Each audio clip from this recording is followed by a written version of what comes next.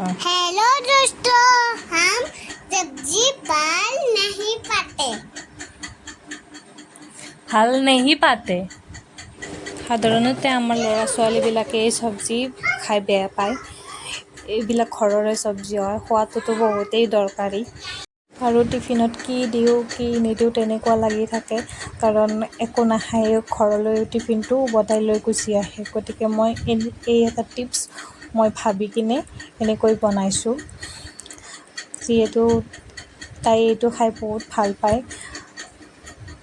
চাওঁচোন আহক মই কেনেকৈ এই ৰুটিটো মই বনাওঁ।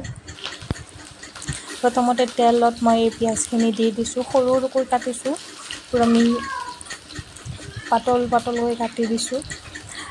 তাৰপিছত মই চব্জিখিনিও মই ইয়াতে দি দিম। বিলাহী এটাও লৈছিলোঁ, বিলাহীটো সৰু সৰুকৈ কাটিছোঁ। বিনছখিনিও বহুত সৰু সৰুকৈ কাটিছোঁ। ইয়াতে মই আলুও দিব পাৰোঁ, কিন্তু আলু দিয়া নাই, কাৰণ ইয়াতে বিনছ বহুতখিনি আছে আৰু আমাৰ এইবিলাক ঘৰৰে। আৰু ঘৰত যি চব্জিয়ে থাকে সেই গোটেইবোৰ দিব পাৰি এনেকৈ সৰু সৰুকৈ। আৰু মই ইয়াতে অলপমান চয়া চচ দি দিছোঁ, অলপ টেষ্টটো বেলেগ হয়। আৰু ইয়াতে টমেটো কেচাপ অলপমান দি দিম। টেষ্টটো অলপ বেলেগ ধৰণৰে হয়, গতিকে তাই আমাৰ বহুত ভাল পায়, সেইকাৰণে মই টমেটো কেচাপো আৰু চয়া চচ দিছোঁ। নিমখ হালধি নিজৰ সোৱাদ অনুযায়ীয়ে দিছোঁ মই ইয়াতে। এনেকৈ বনাওঁ, প্ৰায় এনেকৈ বনাই কিনে তাইক মই স্কুলত দি দিওঁ। কিনা বস্তু মই একোৱে নিদিওঁ, যেনে মেগীয়ে হওক পাস্তা হওক এইবিলাক ইমান এটা নিদিওঁ, মাজে মাজে কেতিয়াবা দিওঁ। প্ৰায় মই এনেকৈ তাইক ৰুটি বনাই কিনে দিওঁ, কাৰণ তাই টিফিনটো তাৰপিছত পূৰা খালী কৰি খাই আহে। মোৰ মনটো তেতিয়া ভাল লাগি যায়। যিকোনো চব্জি দিব পাৰি ইয়াতে।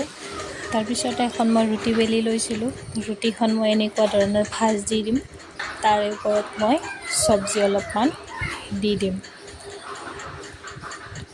চব্জি অলপ দি পেলাই মই আৰু এটা ভাঁজ দিম, ভাঁজ দি কিনে মই পূৰা বন্ধ কৰি দিম, যাতে চব্জিখিনি ওলাই নাযায়। আগতে আমাক মাহঁতে চেনি ভৰাই দিছিলে, সেই টিপছটো আজি মই এনেকৈ চব্জি ভৰাই কিনে দিছিলোঁ।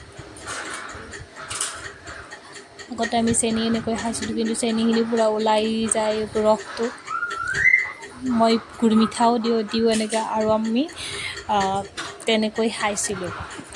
এতিয়া ইয়াতে গৰম টাৱাখনত মই ৰুটিখন এনেকৈ বহাই দিছোঁ।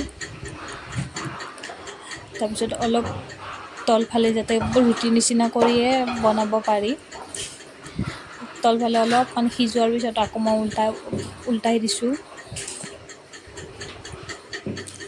আৰু এইফালে মই আৰু এখন বনাই আছোঁ।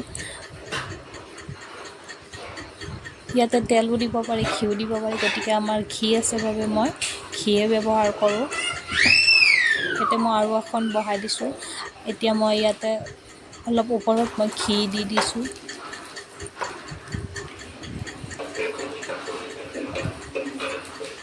এইখনতো অলপ ঘি দি দিছোঁ ওপৰত। ঘি দি আকৌ এইখন এনেকৈ ওলটাই দিছোঁ, ভালকৈ সিজাই নাছিল। তাৰপিছত এনেকৈ ভালকৈ অলপ সিজাই লৈ মোৰ টিফিনটো ৰেডি হৈ গ'ল। এনেকৈ ভালকৈ সিজাই ল'ব লাগে, কাৰণ ইয়াতে ওপৰখিনিও অলপ ওখ হৈ থাকে কাৰণে ভালকৈ ছাইডবিলাক সিজি নাহে, গতিকে অকণমান সিজাই ল'ব লাগে ভালকৈ। যাতে মই এনেকৈ টিফিনটো ৰেডি হৈ গ'ল মোৰ।